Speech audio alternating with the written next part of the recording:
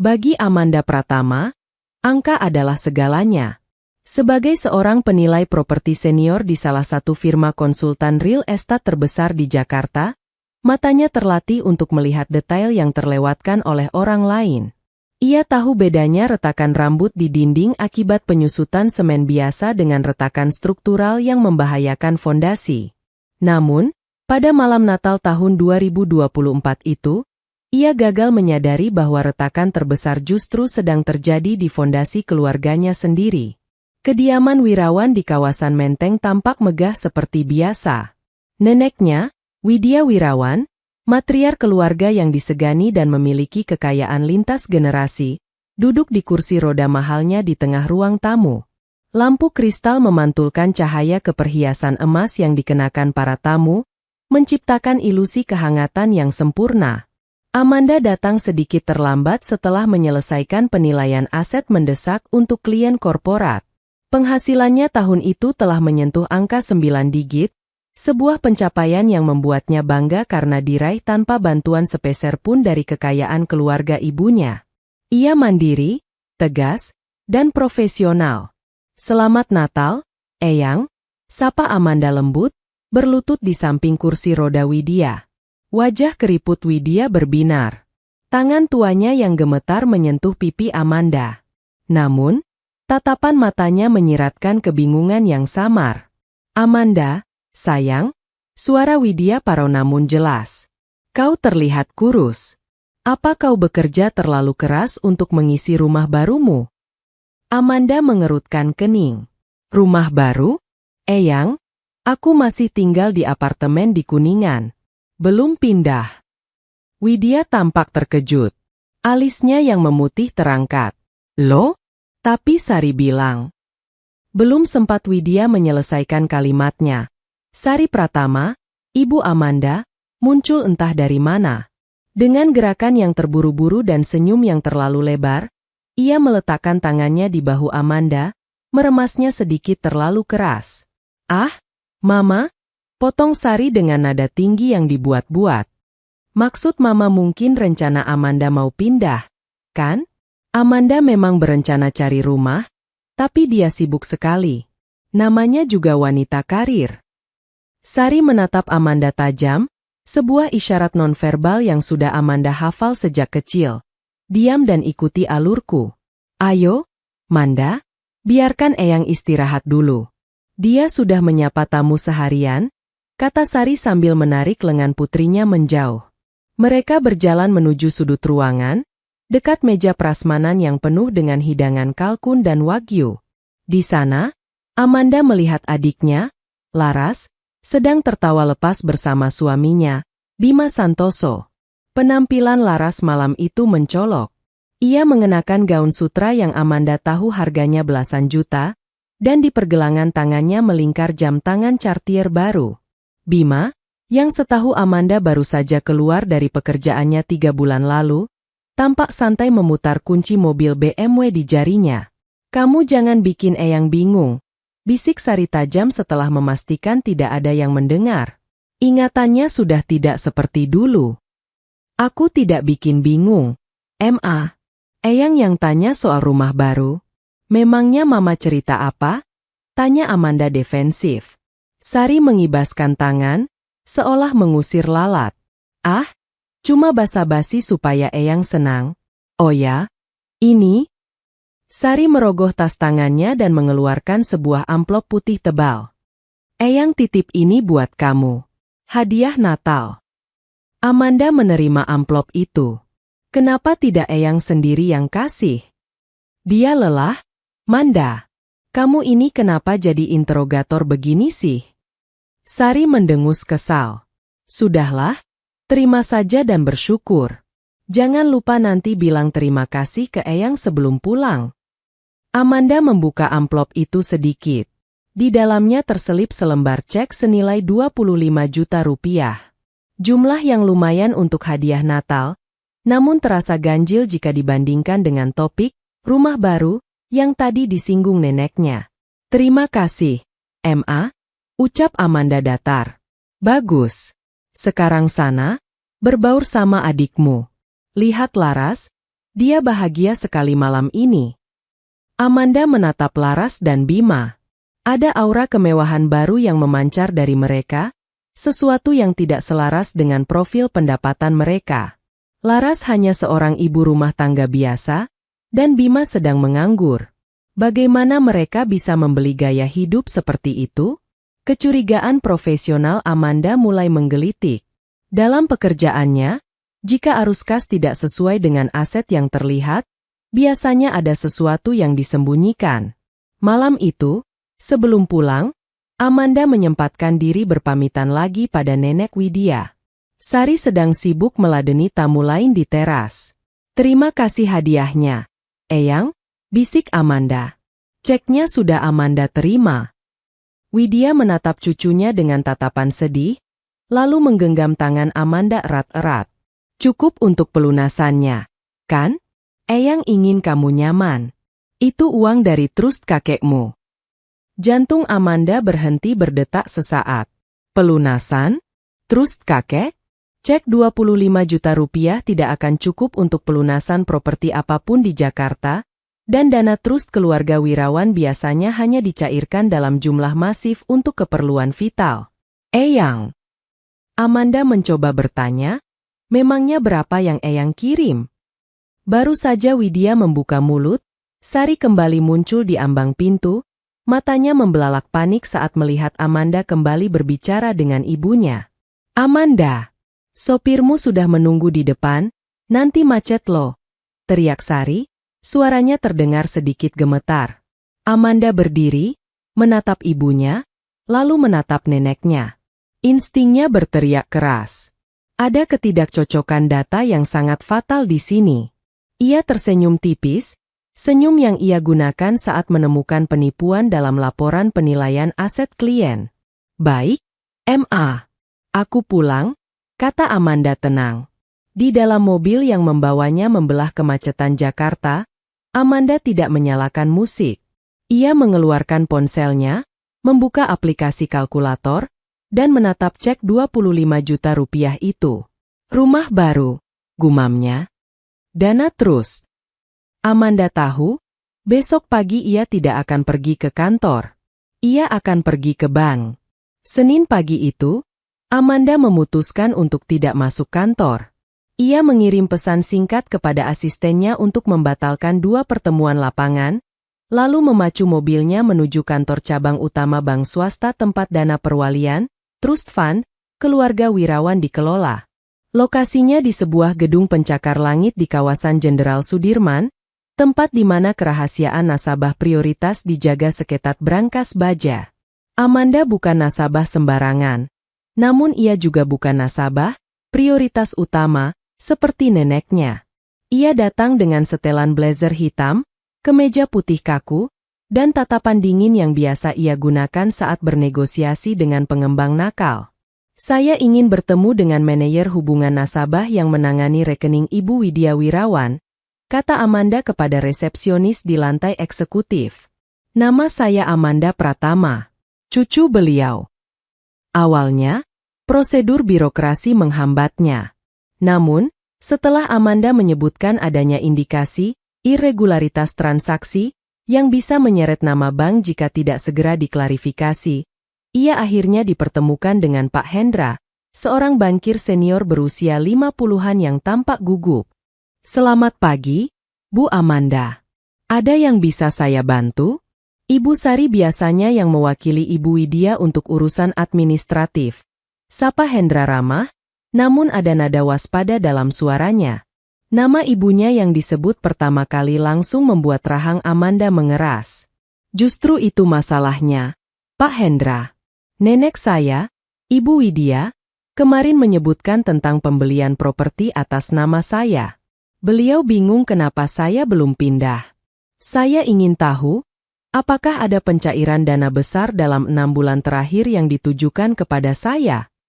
Hendra mengerutkan kening, jemarinya mengetuk keyboard komputer. "Sebentar. Ya, tentu saja ada. Itu transaksi besar, Bu. Kami melakukan verifikasi berlapis waktu itu." Jantung Amanda berdegup kencang. "Berapa nilainya?" 18 miliar rupiah, jawab Hendra santai. Ditransfer pada tanggal 15 Oktober ke rekening penampungan atas nama Ibu Amanda Pratama di bank ini juga, sebelum diteruskan untuk pembayaran bertahap. Dunia seakan berputar di sekeliling Amanda. 18 miliar. Angka itu jauh melampaui imajinasinya. Pak Hendra. Suara Amanda bergetar, namun ia paksakan tetap stabil.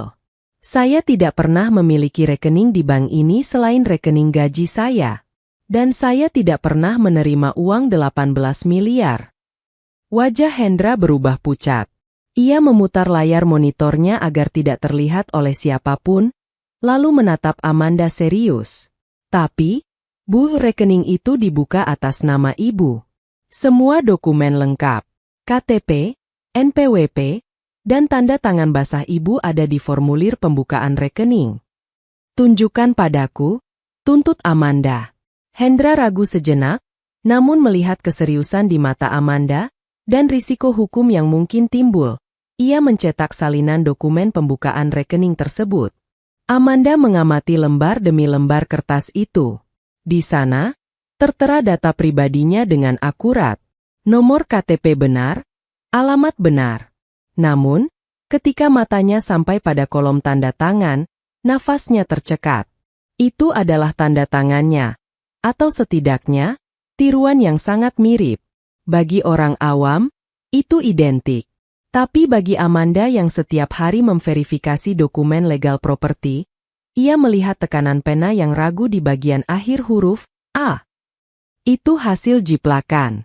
Siapa yang datang saat pembukaan rekening ini? Tanya Amanda tajam. Ibu Sari yang membawa dokumennya. Beliau bilang ibu sedang di luar kota untuk survei lahan dan memberikan kuasa verbal karena ini urgent untuk mengamankan properti incaran. Karena Ibu Sari adalah anak kandung pemegang trust utama dan nasabah prioritas kami, serta membawa dokumen asli ibu. Kami memberikan dispensasi verifikasi tatap muka melalui video call. Video call. Amanda menyela. Saya tidak pernah video call dengan Anda. Hendra menelan ludah. Kami melakukan panggilan ke nomor yang didaftarkan Ibu Sari sebagai nomor baru ibu. Wanita di video itu, dia memakai kacamata hitam besar dan masker karena sedang sakit, tapi suaranya mirip ibu dan dia mengonfirmasi semua data. Amanda memejamkan mata. Ia ingat bulan Oktober lalu. Ia memang sedang di Bali untuk proyek hotel selama 2 minggu. Ponselnya sempat hilang sinyal seharian, dan ibunya menelepon berkali-kali menanyakan kabar dengan nada manis yang tidak biasa. Ternyata, itu semua untuk memastikan alibi. Cetak rekening koran dari rekening palsu itu. Pak, saya ingin tahu kemana uang 18 miliar itu pergi. Perintah Amanda. Hendra mencetak mutasi rekening selama 3 bulan terakhir. Lembaran kertas itu masih hangat ketika Amanda merebutnya. Matanya memindai deretan angka. Masuk, 18 miliar rupiah, pencairan Trust Widya Wirawan. Keluar, 50 juta rupiah, biaya notaris, Purnomo SH. Keluar, 12 miliar 500 juta rupiah, pembayaran unit rumah Pondok Indah, PT Gria Sentosa. Keluar, 200 juta rupiah, pelunasan kartu kredit, Bima Santoso. Keluar, 1 miliar rupiah, transfer ke rekening pribadi, Sari Pratama. Sisanya habis dalam puluhan transaksi belanja barang mewah dan travel agent. Amanda merasa mual. Uang itu tidak hanya dicuri, uang itu digunakan untuk membiayai rumah mewah Laras dan Bima di Pondok Indah, melunasi utang judi atau gaya hidup Bima, dan mengisi kantong ibunya sendiri. Rumah di Pondok Indah. Itulah rumah mewah yang ia lihat di foto profil WhatsApp Laras minggu lalu dengan caption, New Home, New Blessing. Ternyata rumah itu dibeli dengan identitas Amanda, menggunakan uang yang seharusnya menjadi hak Amanda. Bu Amanda, apakah kita perlu membekukan rekening ini? Tanya Hendra dengan suara kecil. Amanda menatap Hendra tajam. Ia tahu jika ia membekukannya sekarang, ibunya akan tahu dalam hitungan menit. Sari akan punya waktu untuk menghilangkan bukti atau memutarbalikkan fakta kepada Nenek Widya. Jangan lakukan apa-apa dulu, Pak Hendra. Jangan beritahu ibu saya atau siapapun bahwa saya datang ke sini, kata Amanda dingin sambil melipat bukti mutasi rekening itu dan memasukkannya ke dalam tas kerjanya. Jika Bapak buka mulut, saya pastikan Bapak terseret dalam kasus penipuan perbankan dan pemalsuan dokumen ini. Amanda berjalan keluar dari bank dengan langkah mantap, namun lututnya terasa lemas. Sinar matahari Jakarta yang terik terasa menusuk. Ia bukan lagi sekadar anak yang kecewa. Ia kini adalah korban kejahatan terorganisir yang dilakukan oleh darah dagingnya sendiri. Di dalam mobil, ia mengeluarkan ponselnya. Ia tidak menelepon ibunya. Ia menelepon satu-satunya orang yang ia percaya bisa membantunya membedah kekacauan digital ini. "Halo, Raka?" ucap Amanda saat telepon tersambung. "Aku butuh bantuanmu. Ini soal forensik digital. Dan ini besar." Apartemen Raka di kawasan Tebet jauh dari kesan mewah, namun bagi Amanda, tempat itu adalah benteng logika di tengah kegilaan yang sedang melanda hidupnya. Raka, sahabatnya sejak masa kuliah yang kini menjalankan firma keamanan siber butik, menyambut Amanda tanpa banyak bicara. Ia tahu dari nada suara Amanda di telepon bahwa ini bukan kunjungan sosial. Di dalam ruang kerjanya yang dingin dan dipenuhi monitor, Amanda meletakkan tumpukan rekening koran yang ia cetak dari bank di atas meja. 18 miliar, kata Raka pelan setelah memindai dokumen itu. Ia membetulkan letak kacamatanya, matanya menyipit menatap angka-angka tersebut. "Dan kau bilang kau tidak tahu menahu soal ini?" 0%, jawab Amanda, duduk di kursi ergonomis di samping Raka. Mereka memalsukan tanda tangan, memakai stuntman untuk verifikasi video, dan entah bagaimana melewati semua protokol keamanan bank prioritas. Raka memutar kursi menghadap layar utamanya. Jemarinya mulai menari di atas keyboard mekanikal dengan kecepatan yang memusingkan. "Oke, mari kita bedah mayat ini. Langkah pertama, kita cek kesehatan finansialmu secara menyeluruh. Kalau mereka berani mencuri dana tunai, biasanya mereka tidak berhenti di situ." Raka membuka portal Slick OJK, sistem layanan informasi keuangan.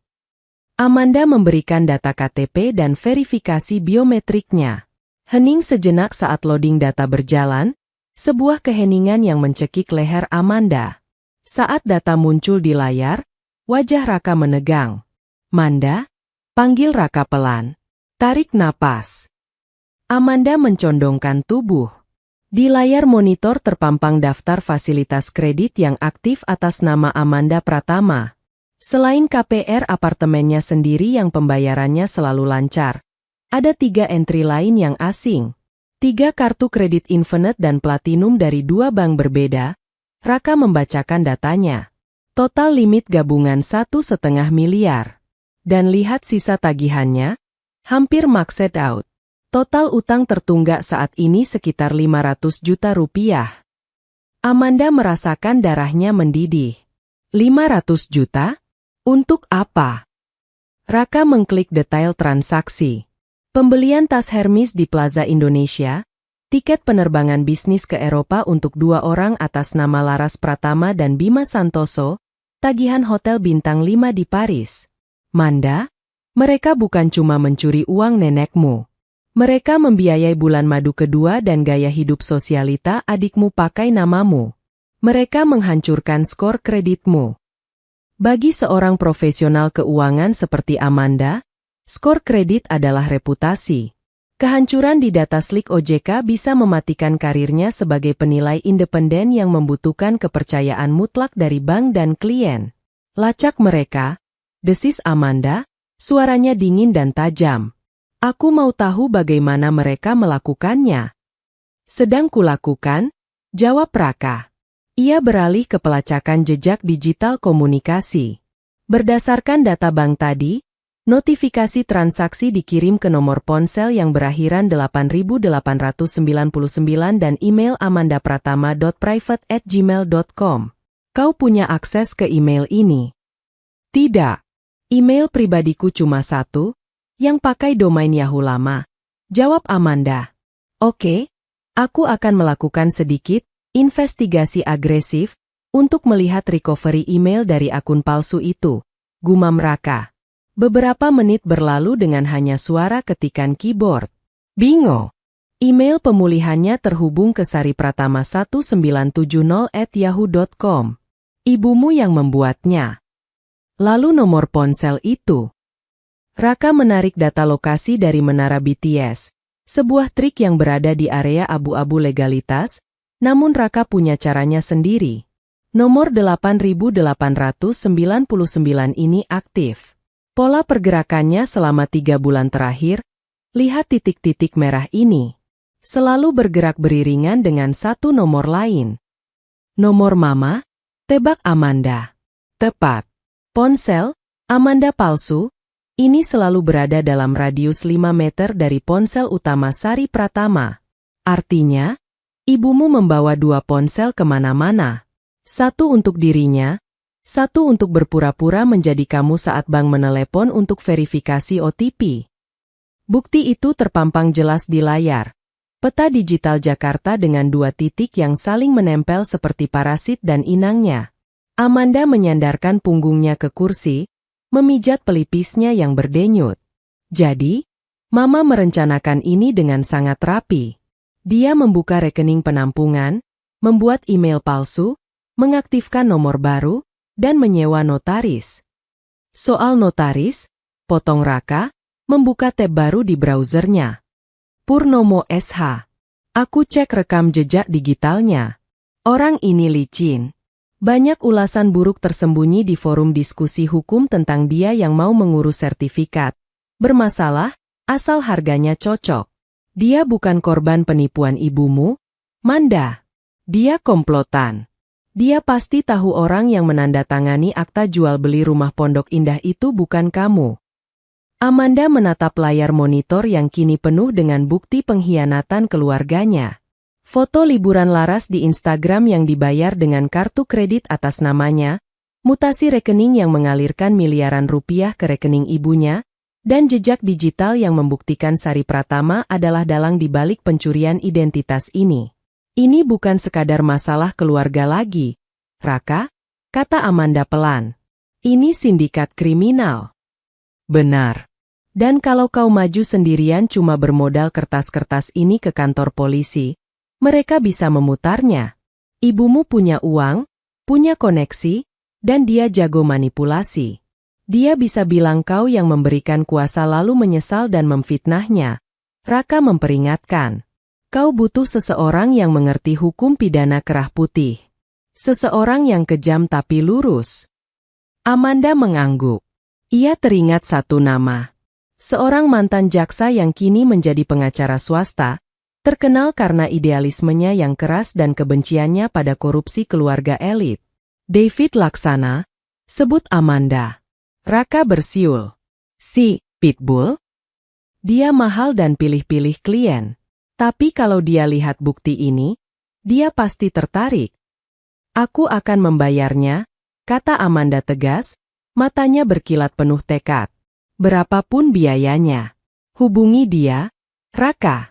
Atur pertemuan secepatnya. Kita akan menyerang balik, tapi kali ini kita pakai jalur hukum. Amanda mengambil ponselnya, memblokir nomor telepon Sari, Laras, dan Bima. Perang dingin telah dimulai, dan langkah pertamanya adalah memutus akses para parasit itu dari inangnya.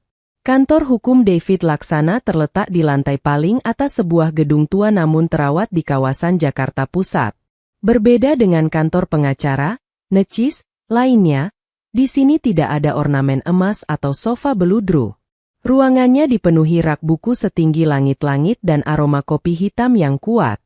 David Laksana, pria berusia 50-an dengan rambut yang mulai memutih namun memiliki tatapan mata setajam silet, duduk diam sambil membolak-balik berkas yang dibawa Amanda. Raka duduk di samping Amanda, siap dengan laptopnya jika David membutuhkan bukti digital tambahan. 10 menit berlalu dalam keheningan yang mencekam. Hanya suara kertas yang beradu. 30 miliar? Ucap David tiba-tiba tanpa mengalihkan pandangan dari berkas. Amanda mengernyit. Maaf. Potensi kerugianmu secara akumulatif? David meletakkan kacamata bacanya. 18 miliar tunai, 1,5 miliar limit kartu kredit, penurunan nilai aset karena sertifikat rumah Pondok Indah itu cacat hukum, ditambah kerugian reputasi profesionalmu sebagai penilai properti. Jika ini bocor ke asosiasi sebelum kita beraksi, izin praktikmu bisa dicabut karena dianggap terlibat pencucian uang. Amanda menelan ludah. Ia tidak memikirkan sampai sejauh itu. Ibu kandung, adik kandung, dan adik ipar, David menyandarkan punggungnya. Secara hukum, ini masuk kategori pencurian dalam keluarga.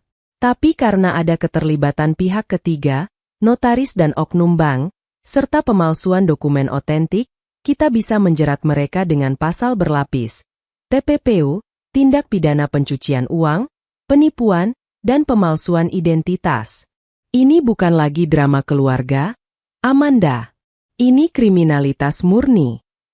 Saya ingin mereka berhenti, Pak David. Dan saya ingin apa yang diambil dari Eyang dikembalikan, kata Amanda tegas. David tersenyum tipis, sebuah senyum yang tidak mencapai matanya. Hanya berhenti? Kalau kita bergerak sekarang tanpa bukti yang tak terbantahkan, ibumu akan memutar narasi.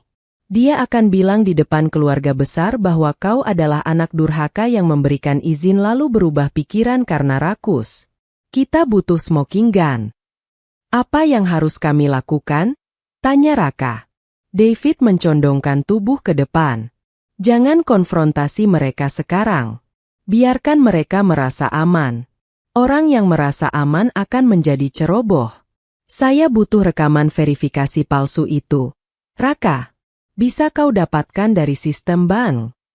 Akan saya coba, tapi saya butuh surat kuasa hukum atau perintah pengadilan jika ingin lewat jalur resmi. Jawab Raka. Pakai jalurmu dulu, potong David dingin. Selain itu, Amanda, kau harus tetap bersikap biasa. Jika ada undangan makan malam atau acara keluarga, datanglah. Rekam setiap pembicaraan. Saya ingin mereka mengaku secara tidak langsung bahwa uang itu adalah pemberian yang mereka manipulasi. Lalu bagaimana dengan rumah di Pondok Indah itu? Tanya Amanda.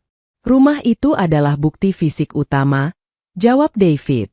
Saya akan mengutus tim detektif swasta untuk memantau aktivitas di sana. Siapa yang menempati, siapa yang membayar pajak, dan siapa yang memegang sertifikat fisiknya. Kita juga harus mengunci notaris Purnomo. Saya tahu satu rahasia kecil tentang izin praktiknya yang hampir mati. Kita akan tekan dia sampai dia mau bernyanyi. Tiba-tiba, ponsel Amanda di atas meja bergetar hebat. Nama, Laras, muncul di layar. Amanda menatap David. David mengangguk pelan. Angkat. Loudspeaker. Jangan tunjukkan emosi. Amanda menekan tombol hijau. Kak, kok telepon aku nggak diangkat-angkat sih? Suara Laras terdengar manja namun ada nada menuntut. Kakak sudah cek email belum? Aku baru saja kirim tagihan cicilan renovasi kolam renang.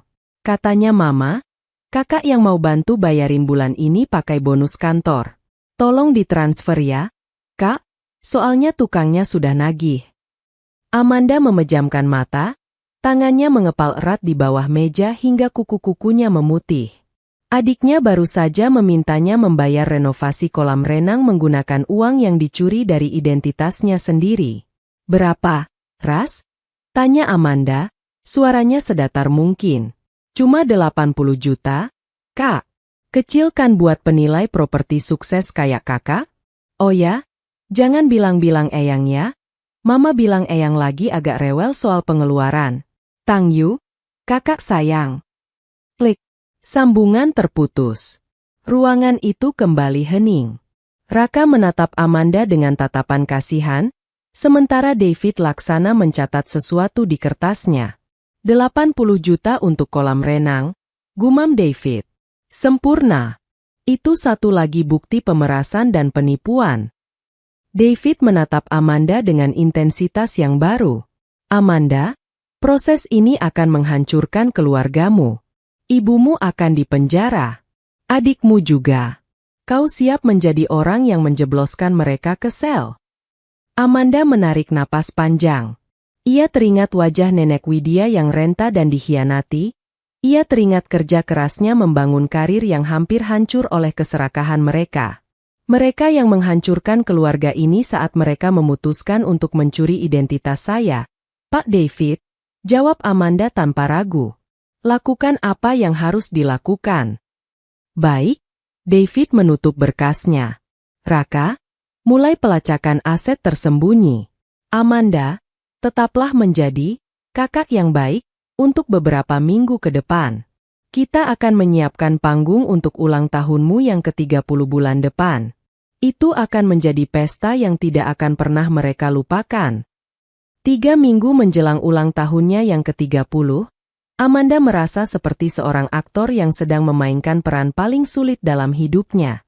Sesuai instruksi David Laksana, ia harus tetap menjadi Amanda yang penurut, agar para predator di sekelilingnya tidak curiga dan tetap ceroboh. Minggu malam, Sari mengundang seluruh keluarga untuk makan malam di sebuah restoran mewah di Senopati. Alasannya klasik, merayakan keberhasilan Bima yang katanya mendapatkan proyek investasi besar. Amanda tahu itu bohong. Proyek besar yang dimaksud adalah sisa dana dari rekening palsu Amanda yang baru saja dicairkan. Amanda datang mengenakan bros kecil di kerah blazernya. Di balik desain elegan bros itu, terdapat kamera mikro dan alat perekam suara yang disiapkan oleh Raka.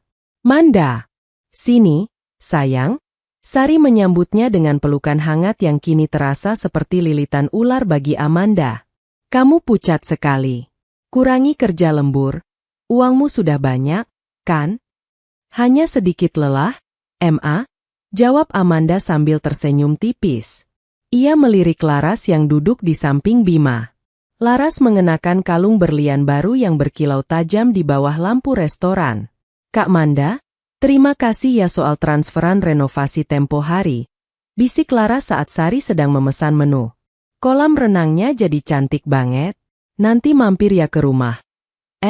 Maksudku, kalau aku sudah beres-beres. Amanda menyesap air putihnya. Rumah itu atas nama siapa? Ras? Aku dengar daerah Pondok Indah lagi naik harganya. Laras sempat tersedak kecil. Ia melirik ibunya dengan gugup. Sari segera mengambil alih pembicaraan. Ya atas nama kalian berdua nantinya, kan Eyang yang kasih lewat Amanda sebagai perantara.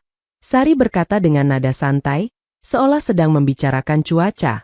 Tapi untuk urusan pajak dan administrasi, Mama yang atur dulu supaya Amanda nggak repot. Kamu kan sibuk, sayang. Oh, jadi Eyang memang tahu kalau uang itu buat rumah Laras.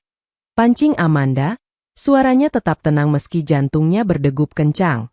Bima, yang biasanya diam, ikut bicara sambil memotong steaknya. Ya, Eyang kan sayang banget sama Laras. Dia mau kami punya tempat yang layak buat cucu-cucunya nanti.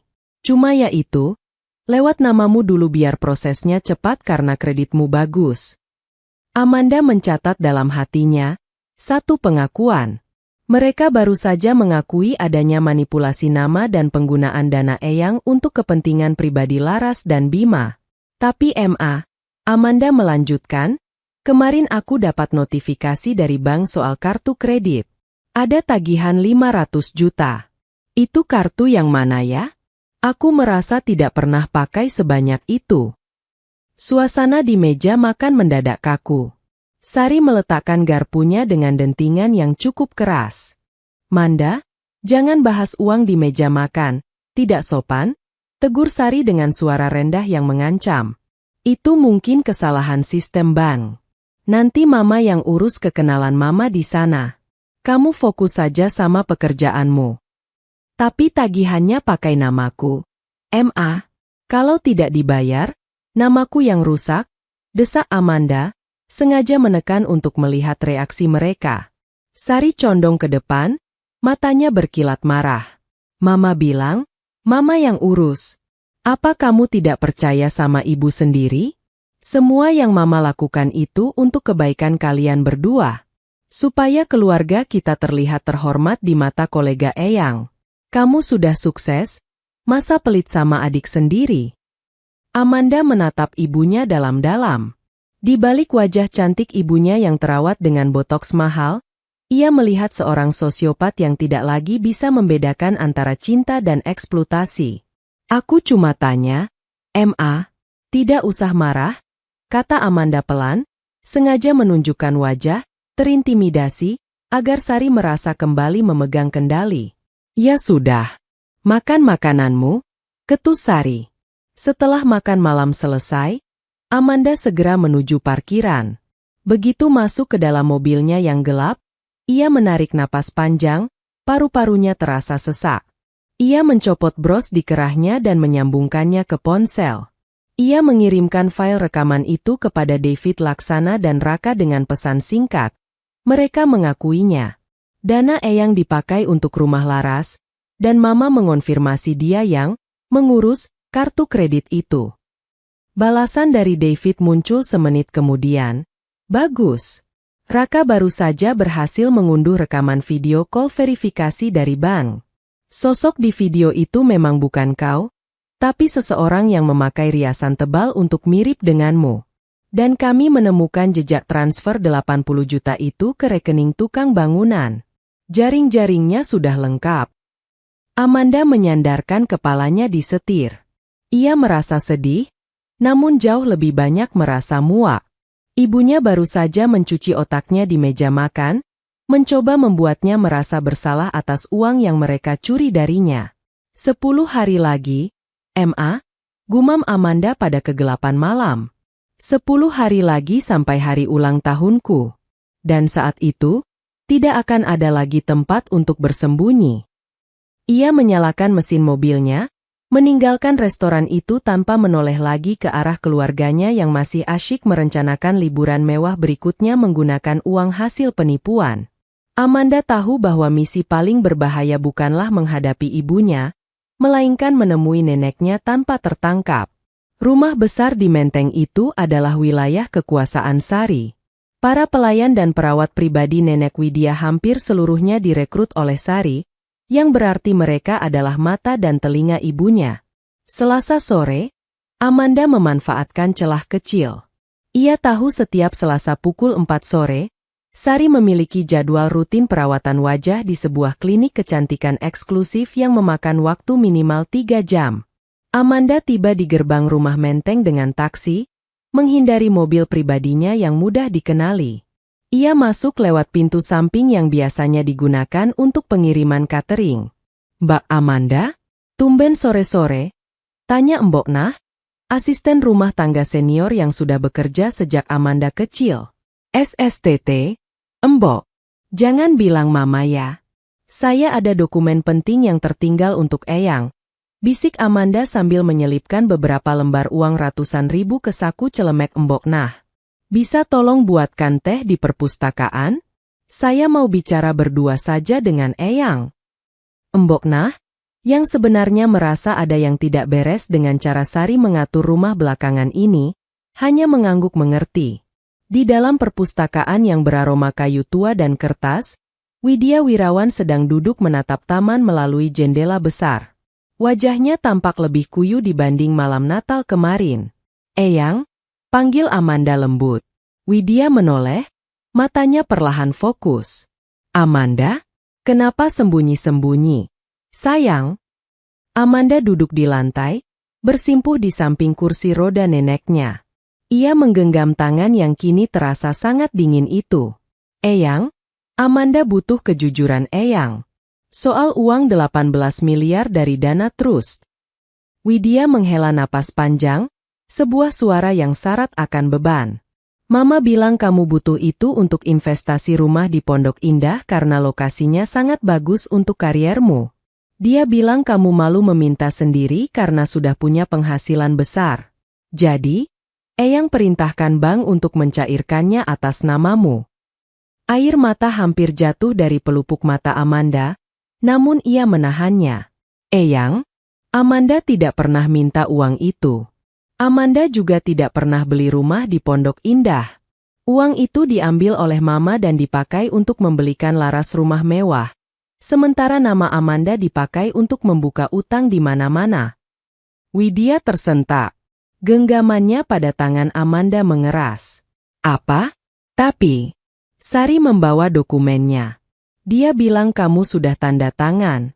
Bahkan dia memperlihatkan foto kamu di depan rumah itu. Itu semua bohong, Eyang. Amanda mengeluarkan ponselnya, menunjukkan foto Laras dan Bima yang sedang berpesta di rumah baru mereka, yang ia dapatkan dari tim detektif David. Ini rumahnya. Laras yang tinggal di sana. Dan ini? Amanda menunjukkan salinan mutasi rekening. Ini bukti uangnya mengalir ke rekening Mama dan pelunasan utang Bima. Tangan Widya gemetar hebat. Kemarahan mulai menggantikan kebingungan di matanya. Dia berani membohongi ibunya sendiri? Dia menggunakanmu sebagai tameng untuk memanjakan Laras. Bukan cuma itu, Eyang. Mereka memalsukan identitas Amanda untuk mengambil kartu kredit. Nama baik Amanda dipertaruhkan. Suara Amanda mulai bergetar. Aku tidak ingin uangnya, Eyang. Aku ingin keadilan. Aku ingin Eyang tahu yang sebenarnya sebelum semuanya terlambat. Widya terdiam cukup lama, matanya menatap kosong ke arah deretan buku di rak. Sebagai seorang wanita yang membangun bisnis keluarga dari nol setelah suaminya wafat, Widya bukan orang lemah. Ia hanya telah terlalu lama menutup mata karena rasa sayang pada anak dan cucunya. Apa yang akan kamu lakukan, Amanda? Tanya Widya dengan suara yang tiba-tiba menjadi sangat tegas. Aku akan membawa ini ke jalur hukum. Eyang, pada hari ulang tahunku minggu depan, aku akan mengonfrontasi mereka di depan keluarga besar dan pihak berwenang. Aku butuh dukungan Eyang. Aku butuh Eyang memberikan kesaksian bahwa Eyang tidak pernah bermaksud memberikan uang itu kepada Laras atau Mama. Widya menarik napas dalam-dalam, lalu menatap cucu sulungnya itu dengan bangga. Kakekmu dulu selalu bilang, kamu adalah satu-satunya yang mewarisi tulang punggungnya. Lakukan apa yang harus kamu lakukan, Amanda. Eyang akan berada di pihakmu. Sari harus belajar bahwa keserakahan ada harganya, meskipun aku yang harus melihatnya memakai baju tahanan. Baru saja Amanda hendak menjawab, terdengar suara mobil memasuki halaman. Itu suara mesin mobil Sari. Pergilah lewat pintu belakang, bisik Widya cepat. Jangan biarkan dia melihatmu. Simpan bukti-bukti ini. Eyang akan pura-pura tidak tahu sampai hari itu tiba. Amanda mencium kening neneknya, lalu bergegas keluar melalui dapur tepat saat Sari melangkah masuk melalui pintu depan dengan tumpukan tas belanjaan bermerek. Di luar, di bawah rintik hujan Jakarta, Amanda menelepon David Laksana. Pak David, Eyang sudah tahu. Beliau di pihak kita. Dan dia bersedia menjadi saksi kunci. Sempurna, jawab David di ujung telepon. Persiapan penangkapan sudah dikoordinasikan dengan unit Jatanras dan perbankan. Kita punya surat perintah yang akan dieksekusi tepat di tengah acaramu. Pastikan saja semua target ada di lokasi yang sama. Panggung sudah siap. Kini, Amanda hanya perlu menunggu waktu untuk meruntuhkan istana pasir yang dibangun ibunya di atas kebohongan. 1 minggu menjelang hari besarnya, Amanda seolah hidup dalam 2 dunia. Di siang hari, ia adalah penilai properti yang dingin dan presisi. Di malam hari, ia adalah sutradara dari sebuah operasi penggerebekan yang akan menghancurkan keluarganya sendiri. Sari, yang tidak menyadari bahwa kedoknya telah terbongkar, justru sedang sangat bersemangat. Ia bersikeras merayakan ulang tahun Amanda yang ke-30 secara besar-besaran di sebuah ballroom hotel butik di Jakarta Selatan. Ini dekade baru buatmu, Manda, ujar Sari di telepon dengan nada manis yang kini terdengar seperti desisan bagi Amanda. Mama sudah mengundang semua relasi bisnis Eyang, keluarga besar Wirawan, dan teman-teman kantor kamu. Mama ingin semua orang tahu betapa suksesnya putri sulung Mama. Amanda tahu motif sebenarnya. Sari ingin menggunakan pesta itu sebagai ajang pamer kekuatan finansial keluarga, yang ironisnya dibiayai oleh hasil penipuan itu sendiri. Sari ingin memvalidasi posisi Laras dan Bima di kalangan elit sosial sebelum rahasia mereka terkubur selamanya. Di kantor David Laksana, suasananya jauh dari kesan pesta. Raka sedang menghubungkan tabletnya ke proyektor, memperlihatkan alur presentasi digital yang telah mereka susun.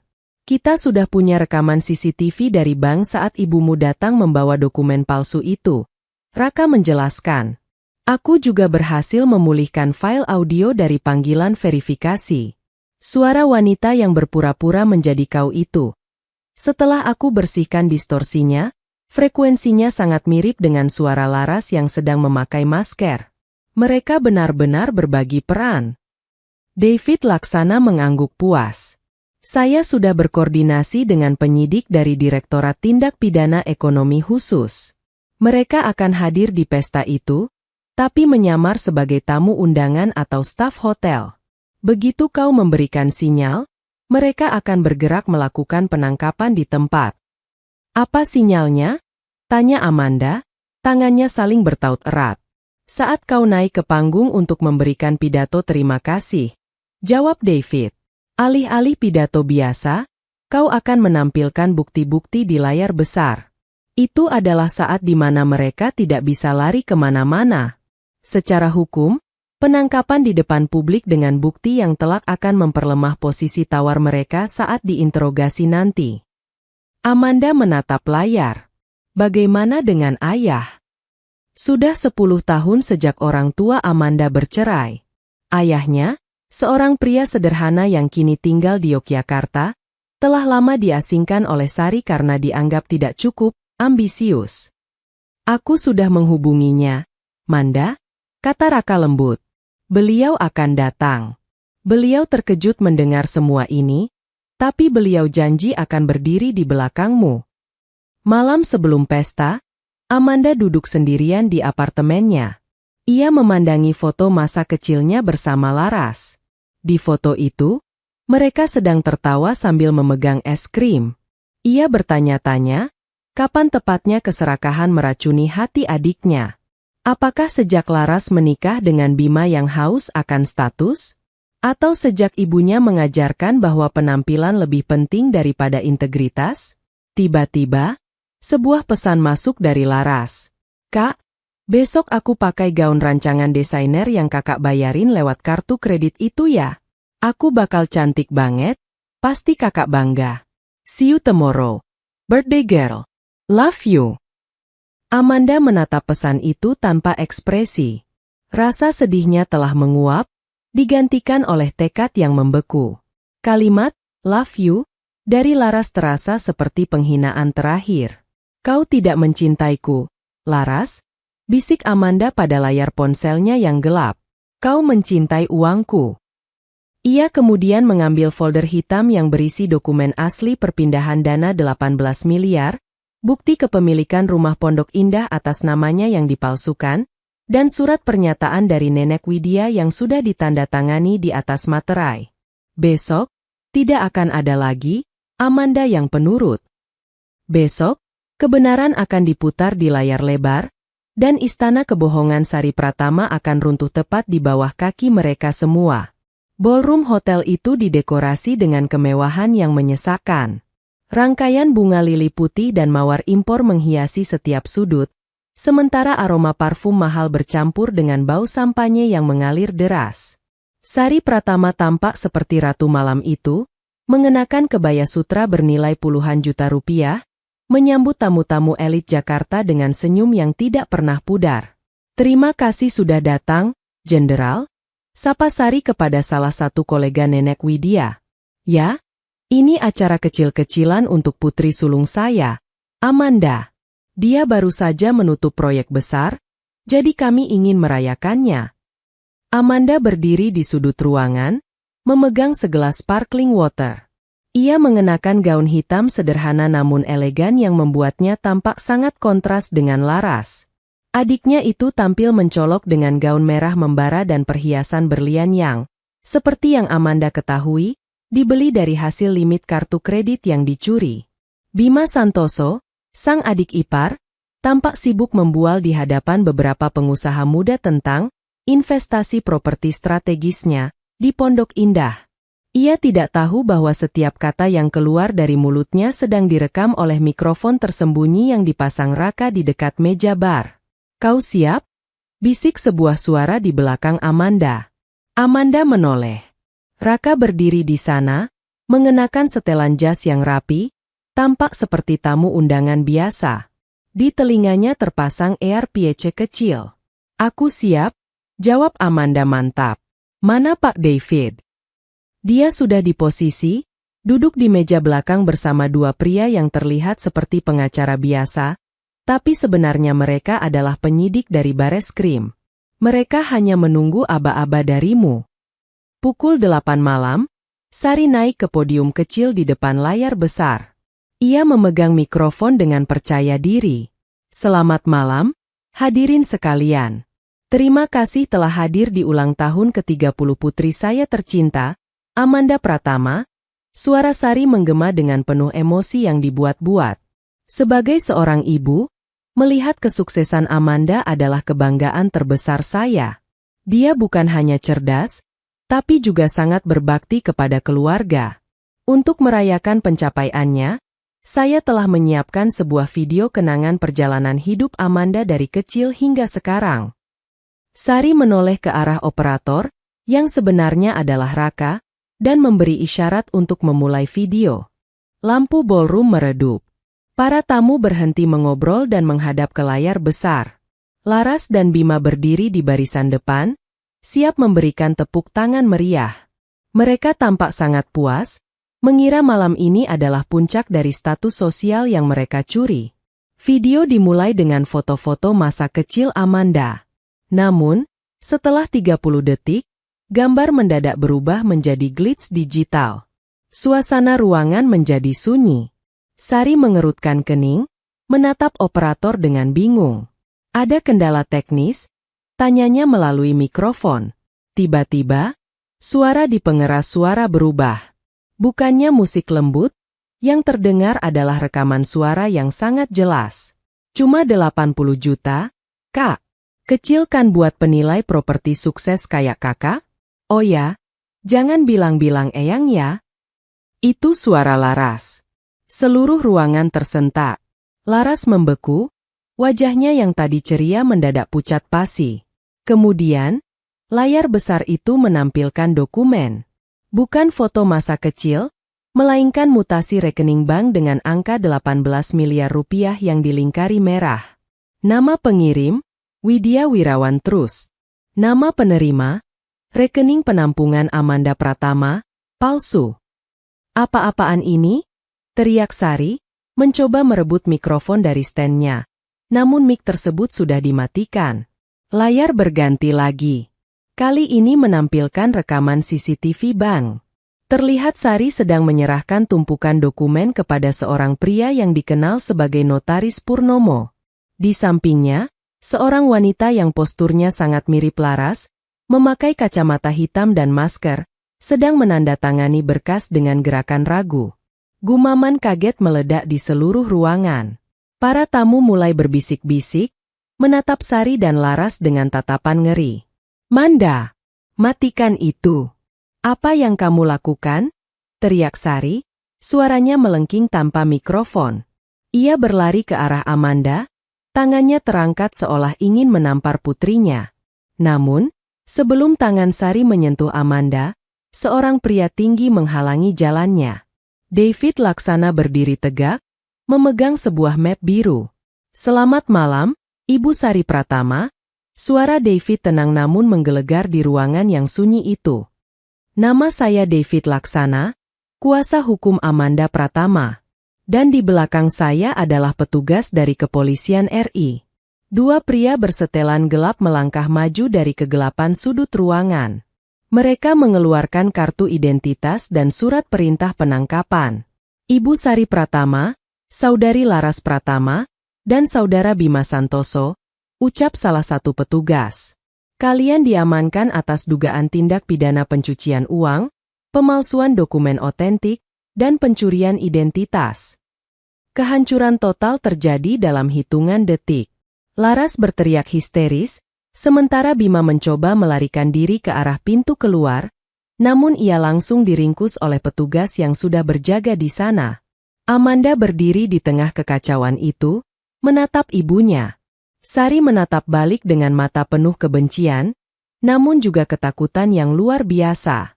Topeng, ibu yang bangga, itu telah retak dan jatuh, menyisakan wajah seorang kriminal yang tertangkap basah. "Kamu," desis Sari. "Kamu menghancurkan ibumu sendiri demi uang." "Bukan demi uang, Ma," jawab Amanda dengan suara yang stabil meski hatinya perih. "Tapi demi kebenaran yang Mama curi dari aku dan Eyang."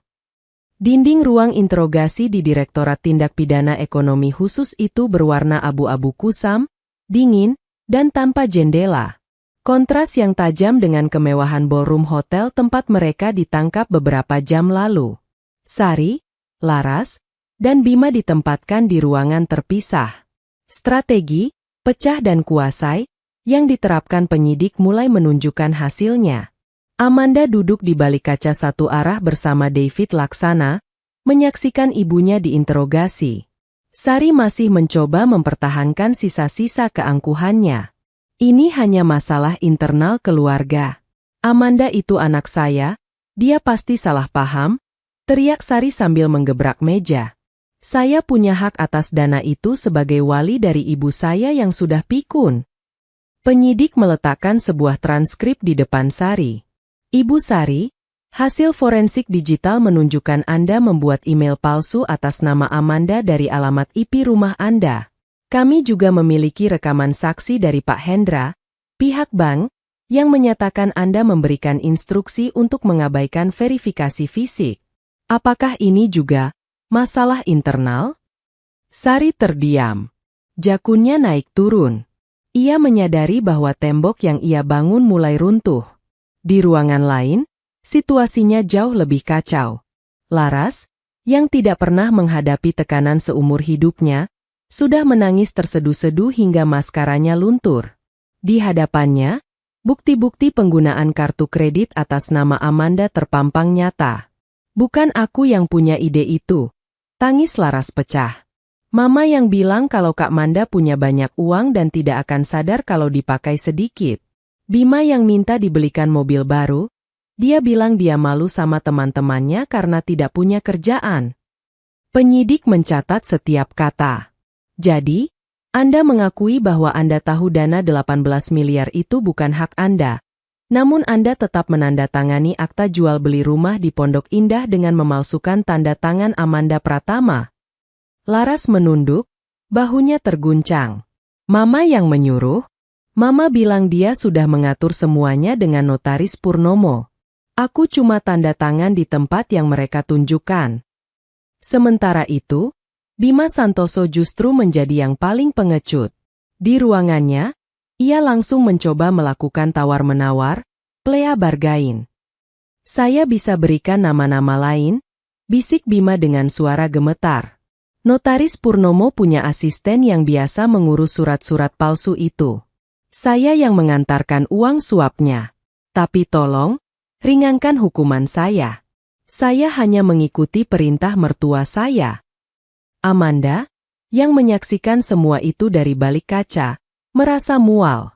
Mereka adalah keluarganya, namun di bawah tekanan, mereka saling melempar kesalahan seperti orang asing. Tidak ada kesetiaan, tidak ada perlindungan ibu kepada anak atau istri kepada suami. Yang tersisa hanyalah insting bertahan hidup yang egois. "Lihat itu, Amanda," bisik David Laksana. "Itulah sifat asli dari kejahatan yang dibangun di atas keserakahan. Begitu pondasinya digoyang, mereka akan saling memangsa." Tak lama kemudian, seorang petugas masuk membawa berita baru. "Pak David, Ibu Amanda, kami baru saja mengamankan notaris Purnomo di bandara saat ia mencoba terbang ke Singapura. Dia membawa koper berisi dokumen-dokumen penting yang belum sempat dimusnahkan. Dia sudah mulai bicara." Amanda memejamkan mata. Rasa sakit di hatinya mulai berubah menjadi kelegaan yang dingin. Penyelidikan ini telah berkembang menjadi kasus besar yang melibatkan mafia administrasi. Manda, David menyentuh bahu Amanda. Ayahmu sudah di depan. Dia ingin menemuimu. Amanda melangkah keluar dari area interogasi dan melihat sosok pria parubaya dengan kemeja batik sederhana berdiri di koridor. Ayahnya, yang selama ini dipisahkan darinya oleh kebohongan Sari, merentangkan tangan. Amanda berlari ke pelukan ayahnya dan menangis untuk pertama kalinya sejak badai ini dimulai. Di pelukan ayahnya yang beraroma sabun batang dan ketulusan, Amanda tahu bahwa meskipun ia kehilangan ibu dan adiknya, ia telah menemukan kembali dirinya sendiri dan ayahnya yang telah lama hilang. Sabar, nak, bisik ayahnya. Kebenaran memang pahit, tapi ia akan membebaskanmu. Ruang sidang Pengadilan Negeri Jakarta Pusat dipenuhi oleh bisik-bisik pengunjung dan kilatan lampu kamera wartawan. Kasus Keluarga Pratama telah menjadi konsumsi publik. Sebuah drama high society yang mengungkap sisi gelap kekayaan dan pengkhianatan darah daging sendiri. Amanda duduk di barisan depan, tepat di belakang meja jaksa penuntut umum. Di sampingnya, ayahnya menggenggam tangannya erat. Di sisi lain ruangan, di kursi pesakitan, duduk Sari, Laras, dan Bima. Mereka tidak lagi mengenakan sutra atau perhiasan berlian. Mereka mengenakan kemeja putih dengan rompi tahanan berwarna oranye yang mencolok. Sidang perkara pidana nomor 742 PIDB 2025 dengan terdakwa Sari Pratama, Laras Pratama, dan Bima Santoso dinyatakan dibuka. Ketuk palu hakim ketua menggema di ruangan. Jaksa mulai membacakan dakwaan yang panjang dan terperinci. Pasal-pasal yang dituduhkan tidak main-main. Pasal 263 KUHP tentang pemalsuan surat, Pasal 378 tentang penipuan, dan yang paling berat, Pasal 3 Undang-Undang Tindak Pidana Pencucian Uang, TPPU, dengan ancaman maksimal 20 tahun penjara. Kami menghadirkan saksi kunci, Ibu Widya Wirawan, ujar jaksa. Keheningan menyelimuti ruangan saat nenek Widya didorong masuk dengan kursi rodanya. Meskipun fisiknya lemah, suaranya terdengar jernih melalui mikrofon. Ia menolak menatap Sari yang mulai terisak di kursi terdakwa. Apakah benar Anda memerintahkan pencairan dana 18 miliar tersebut untuk cucu Anda, Amanda Pratama? Tanya hakim. Benar, Yang Mulia. Jawab Widya. Namun, saya tertipu. Anak saya, Sari, meyakinkan saya bahwa Amandalah yang meminta dana itu melalui dia. Jika saya tahu uang itu digunakan untuk membiayai kemewahan Laras dan menutupi utang Bima dengan cara mencuri identitas Amanda, saya tidak akan pernah mengizinkannya. Ketegangan memuncak saat jaksa memutar rekaman video dan menampilkan bukti forensik digital yang dikumpulkan Raka. Namun, momen paling dramatis terjadi saat Notaris Purnomo, yang kini menjadi justice kolaborator, memberikan kesaksian. Saya disuap oleh Ibu Sari sebesar 500 juta rupiah untuk mengesahkan akta jual beli tanpa kehadiran saudari Amanda. Aku Purnomo dengan kepala tertunduk. Ibu Sari membawa seorang wanita yang sangat mirip dengan Amanda, yang kemudian saya ketahui adalah Laras Pratama, untuk membubuhkan tanda tangan palsu di hadapan saya. Mendengar itu, Laras berteriak histeris. Aku dipaksa, Yang Mulia. Mama yang bilang semuanya akan aman. Diam, Laras, bentak Sari, kehilangan kendali dirinya.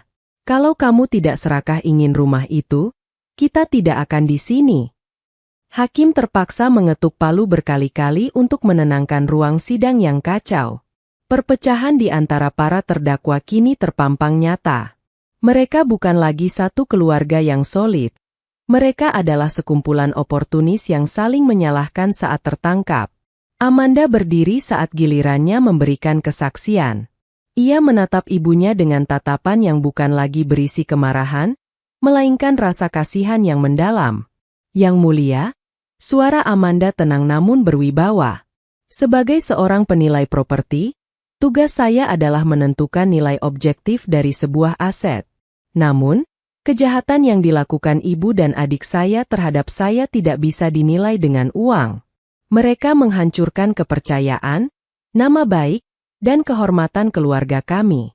Saya tidak menuntut balas dendam, saya hanya menuntut keadilan agar tidak ada lagi orang tua yang merasa memiliki hak untuk menghancurkan hidup anaknya demi keserakahan. Sari tertunduk lesu. Untuk pertama kalinya, ia menyadari bahwa putri sulungnya yang selalu ia anggap alat dan sumber dana telah berubah menjadi sosok yang jauh lebih kuat darinya. Sidang hari itu ditutup dengan penyerahan bukti-bukti tambahan oleh David Laksana, termasuk laporan audit independen yang menunjukkan aliran dana gelap ke rekening-rekening rahasia milik Sari di luar negeri. Saat petugas menggiring para terdakwa kembali ke sel, Sari sempat berhenti sejenak di depan Amanda. Bibirnya bergetar, seolah ingin mengatakan sesuatu, mungkin maaf, mungkin kutukan. Namun Amanda hanya berpaling dan berjalan keluar ruang sidang menuju cahaya matahari yang menanti di luar. Hari pembacaan vonis tiba dengan atmosfer yang berat di Pengadilan Negeri Jakarta Pusat. Tidak ada lagi kilatan kamera yang disambut dengan senyum angkuh. Yang ada hanyalah wajah-wajah kusam para terdakwa yang telah menghabiskan berbulan-bulan di sel tahanan sementara. Rambut Sari yang biasanya tertata rapi kini tampak kusam dan menipis, sementara Laras terlihat jauh lebih tua dari usia sebenarnya. Hakim ketua membacakan amar putusan setebal ratusan halaman itu dengan nada monoton namun tegas. Setiap kata yang diucapkan adalah paku yang mengunci peti mati kebebasan mereka. Menimbang bahwa seluruh unsur dalam Pasal 3 UU Tindak Pidana Pencucian Uang dan Pasal 263 KUHP telah terpenuhi secara sah dan meyakinkan. Hakim menjeda sejenak, memperbaiki letak kacamatanya. Maka, mengadili, menjatuhkan pidana penjara kepada terdakwa 1, Sari Pratama, selama 12 tahun penjara dan denda sebesar 2 miliar rupiah. Menjatuhkan pidana kepada terdakwa 2, Laras Pratama, selama 7 tahun penjara, dan terdakwa 3, Bima Santoso, selama 8 tahun penjara. Isak tangis Laras pecah seketika. Ia jatuh terduduk di lantai ruang sidang, sementara Bima hanya bisa menatap kosong ke arah langit-langit. Sari, secara mengejutkan, tidak mengeluarkan suara. Ia hanya mematung, menyadari bahwa masa tuanya akan habis di balik dinding beton lapas wanita Pondok Bambu. Namun, bagian paling menyakitkan bagi mereka adalah keputusan mengenai aset. Memerintahkan penyitaan aset berupa 1 unit rumah di kawasan Pondok Indah, 1 unit mobil BMW, serta seluruh saldo dalam rekening yang terkait untuk dikembalikan kepada pihak yang berhak, dalam hal ini saksi Widya Wirawan dan Amanda Pratama. Sari memejamkan mata. Menara gading yang ia bangun dari tumpukan kebohongan telah runtuh total.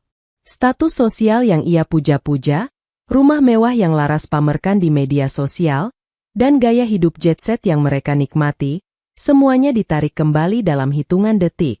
Setelah sidang ditutup, Amanda berdiri di koridor pengadilan. Ia melihat ibunya digiring oleh petugas menuju mobil tahanan. Untuk sesaat, mata mereka bertemu. Tidak ada kebencian di mata Amanda, hanya ada kekosongan. "Manda!" panggil Sari lirih saat berpapasan, suaranya parau. "Kamu benar-benar tega melihat ibu membusuk di penjara." Amanda berhenti melangkah. Ia menatap ibunya dengan tatapan profesional yang dingin. "Bukan aku yang memasukkan mama ke sana, Ma. Pilihan mama sendirilah yang menuntun mama ke sel itu. Aku hanya berhenti menjadi korban." Sari ditarik oleh petugas sebelum bisa membalas. Sementara itu, Laras mencoba mendekati Amanda sambil meratap. "Kak, tolong aku. Aku punya anak yang masih kecil, Kak. Anak-anakmu akan dirawat oleh ayah di Jogja." "Ras," jawab Amanda tenang. "Mereka akan tumbuh dengan nilai-nilai yang benar, bukan dengan melihat ibunya mencuri identitas kakaknya sendiri. Fokuslah menjalani hukumanmu. Itu adalah satu-satunya cara kamu bisa belajar." David Laksana menghampiri Amanda setelah para terdakwa dibawa pergi. "Semua sudah selesai secara hukum, Amanda. Eksekusi aset akan segera dijalankan. Nama baikmu di OJK dan perbankan juga sudah dalam proses pemulihan total dengan surat putusan ini sebagai dasarnya. Raka, yang berdiri di samping David, mengacungkan jempolnya. Skor kreditmu kembali bersih, Manda. Dan firma hukum David memastikan tidak ada 1 sen pun utang mereka yang menempel padamu lagi. Amanda menghela napas panjang. Udara di luar gedung pengadilan terasa lebih ringan. Beban yang selama setahun ini menghimpit pundaknya seolah menguap. Ia menoleh ke arah ayahnya yang sedang menunggu di dekat mobil. Ayo, Yah, kita pulang, ajak Amanda. Pulang kemana, nak? Tanya ayahnya lembut. Ke rumah Eyang, jawab Amanda dengan senyum tulus pertama yang ia rasakan sejak malam Natal yang kelam itu. Eyang sudah menunggu kita untuk makan siang. Malam itu, untuk pertama kalinya dalam waktu yang lama, Amanda tidur dengan nyenyak tanpa perlu memikirkan angka-angka yang hilang atau tagihan-tagihan hantu yang mengejarnya. Ia tahu, meskipun jalannya masih panjang untuk memulihkan luka hati, pondasi hidupnya kini telah benar-benar kuat, kali ini, tanpa ada retakan rahasia di bawahnya. 1 tahun telah berlalu sejak ketukan palu hakim mengakhiri drama keluarga Pratama. Jakarta masih tetap sama, sibuk, bising, dan penuh intrik. Namun bagi Amanda Pratama, dunianya telah berubah secara fundamental. Pagi itu, Amanda berdiri di balkon rumah barunya. Bukan di Pondok Indah, melainkan sebuah rumah tua bergaya kolonial di kawasan Menteng yang ia renovasi dengan uang hasil kerja kerasnya sendiri. Rumah itu berada hanya beberapa blok dari kediaman Nenek Widya, memungkinkannya untuk berkunjung setiap hari. Karirnya sebagai penilai properti justru melesat pasca kasus tersebut. Kejujuran dan keberaniannya mengungkap skandal besar di keluarganya sendiri memberikan sinyal kuat kepada klien-klien korporat bahwa Amanda adalah profesional dengan integritas yang tidak bisa dibeli. Ia kini sering diundang sebagai pembicara dalam seminar mengenai pencegahan kejahatan kerah putih dan perlindungan aset keluarga. Manda, kopinya sudah siap? Panggil sebuah suara dari dalam. Ayahnya, yang kini telah menetap di Jakarta untuk menemani Amanda dan mengawasi pendidikan anak-anak Laras yang masih kecil, berjalan keluar membawa 2 cangkir kopi. Setiap akhir pekan, anak-anak Laras dibawa untuk berkunjung ke lapas, namun di hari-hari biasa, mereka tumbuh di bawah asuhan kakeknya yang penuh kasih sayang, jauh dari pengaruh materialistis Sari. Terima kasih, Yah, ucap Amanda. Bagaimana kabar Eyang pagi ini? Beliau sangat bersemangat. Katanya hari ini kamu janji menemaninya ke yayasan. Jawab ayahnya sambil tersenyum. Setelah kasus itu selesai, Amanda dan Nenek Widya memutuskan untuk mengalihkan sebagian besar dana trust yang berhasil diselamatkan ke sebuah yayasan advokasi hukum.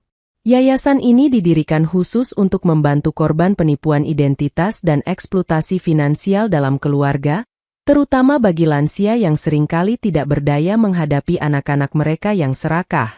Siang harinya, Amanda bertemu dengan Raka dan David Laksana di sebuah kafe. Raka kini menjadi konsultan tetap di Yayasan Amanda, memastikan sistem keamanan digital bagi para lansia binaan mereka terlindungi. Bagaimana kabar mereka? Tanya Raka hati-hati. Mama masih sering mengirim surat dari penjara, jawab Amanda tenang. Isinya mulai berubah. Dari yang awalnya penuh kemarahan, sekarang mulai menunjukkan penyesalan, meski aku tahu butuh waktu lama bagi Mama untuk benar-benar berubah. Laras, dia mulai mengikuti program keterampilan di lapas. Dia belajar menjahit. Setidaknya sekarang dia tahu cara menghasilkan sesuatu dengan tangannya sendiri, bukan dengan nama orang lain. David Laksana mengangguk. Keadilan bukan soal menghancurkan orang, Amanda, tapi soal menempatkan segala sesuatu kembali pada tempatnya. Kamu sudah melakukan itu. Sebelum pulang, Amanda menyempatkan diri mampir ke rumah Nenek Widya. Sang matriark kini tampak lebih tenang. Meskipun kursi rodanya tetap menjadi teman setianya, matanya tidak lagi menyiratkan kesedihan. Eyang senang kamu tidak membenci kami, Manda. bisik Widya sambil mengelus tangan cucunya. Aku tidak pernah membenci keluarga ini, Eyang. Aku hanya benci kebohongannya, jawab Amanda. Amanda menyadari bahwa pengalaman pahit itu memberinya perspektif baru. Properti dan angka-angka yang dulu ia puja hanyalah benda mati. Fondasi yang sesungguhnya bukanlah beton atau semen, melainkan kejujuran dan kasih sayang yang tulus. Saat matahari terbenam di ufuk Jakarta, Amanda merasa utuh. Nama baiknya pulih, finansialnya stabil, dan yang terpenting, hatinya telah berdamai dengan masa lalu. Ia telah berhasil meruntuhkan istana pasir yang dibangun di atas kebohongan dan menggantinya dengan sebuah rumah yang berdiri di atas kebenaran. Sebuah bangunan yang tidak akan pernah bisa diruntuhkan oleh keserakahan siapapun. Kisah Amanda Pratama pun menjadi legenda kecil di kalangan hukum Jakarta. Sebuah pengingat pahit bahwa darah mungkin lebih kental daripada air, namun kebenaran jauh lebih kuat daripada keduanya. Selesai. Selesai. Selesai. Selesai. Selesai. Selesai.